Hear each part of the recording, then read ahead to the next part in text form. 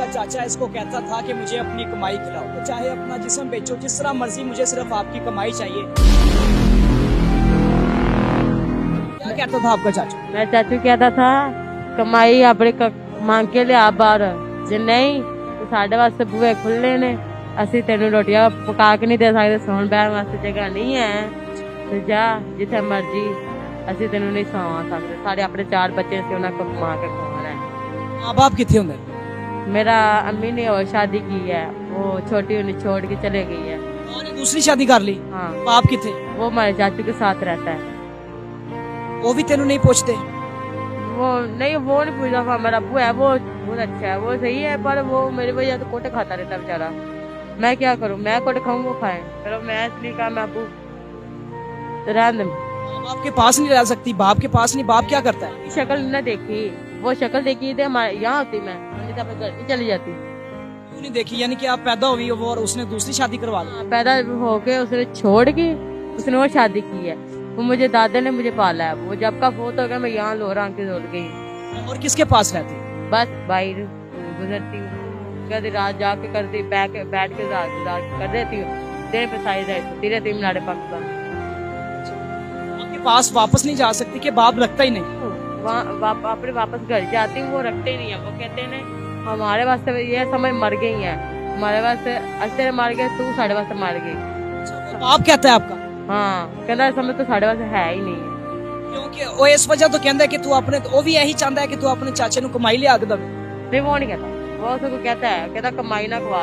फिर मेरे चाचा फिर मैंने मारदा मेरे प्यो के सामने, वो कहता जे तुम ना कोटा खाया कर, जे तेन कुछ हो गया तो फिर मेरा की बनेगा, जे आंदा फिर मैं कौन पका के देगा। फिर मैं चाची आंदी चल ठीक है, जे नहीं तो मेरे को रही रहो। फिर वो बेचारा मेरी वजह तो हजे भी कोटा खांदा फिरदा लाहौर उथे फैसलाबाद। मेरा अबू?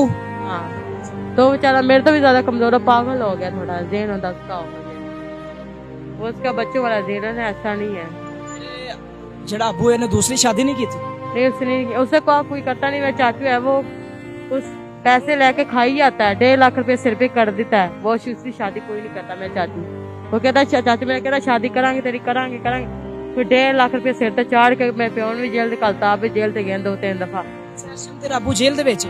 नहीं, वो अब आ गया है, तो हुण वो बेचारा मेरी बात पागल हो गया। अब वो मुझे भी नहीं पहचान सकता। मैं गई थी पिछली बार घर, वो मुझे कहता है चले जाओ, पता नहीं कौन है, मैं क्या करूँ, फिर रोंदे बाहर आ गई। मुझे लोर का भी नहीं था पता। फिर एक तुम्हारी हमारी माँ बनी थी, उसने कहा बेटा लोर चल जाए, दाता साहब तेन कोई कमी नहीं देगी। फिर मैं इधर आ गई, फिर मेरे को शायद कमी नहीं, कोई मांग के खा लेनी। मैं सुबह 8 बजे जाना डब्बा छड़का, वहाँ पे मांग के खा लेती हूँ, 400-500 बन जाता है। मैं जितने कपड़ा इधर से ले लेती। फिर क्या करती हूँ? काम करती हूँ? नहीं, इधर से लंगर करने आती हूँ, ऊपर शादी वहाँ यहाँ लैंड पर। क्या करती हूँ? शादी लंगर करने आती हूँ। करने के लिए आती हूँ, घर नहीं मिलता जब भाई के पास रहती हूँ कि वो उसका अपना नहीं पूरा होता। किसके वहाँ पे पिंड? जो आप भाई कह रहे कि मैं भाई के पास रहती हूँ, लाहौर में किसके पास रहती? नहीं, किसी के पास नहीं, रात बैठ जहाँ जगह मिली वहाँ पर रेस्ट कर लेती है, आराम कर लेती है। हाँ, ये दुकान, हाँ पर सारी दुकानें बंद हो जाती हैं, वहाँ सो जाती है बाहर।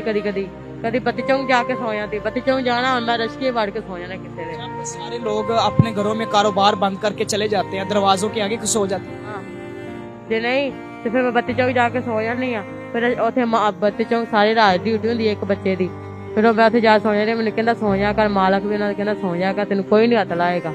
फिर मैं सो जानी होनी हाँ। फिर बेचारा मैं 150 मंगा दे देना, मैंने कहना ना नहीं की। माँ बाप की याद नहीं आती? क्यों नहीं आती? क्योंकि तू उन्होंने प्यार नहीं देखा? अब्बू मेरा याद ना, दादा याद था और कोई नहीं याद नहीं आता, क्योंकि वो ने तेरे नाल प्यार किया। हाँ, वो तो मुझे उसने चाहा है, बेचारे ने मुझे इतना पाला पोला है, पाल पोस के चले गया मुझसे, दुनिया से खुद चला गया। हाँ।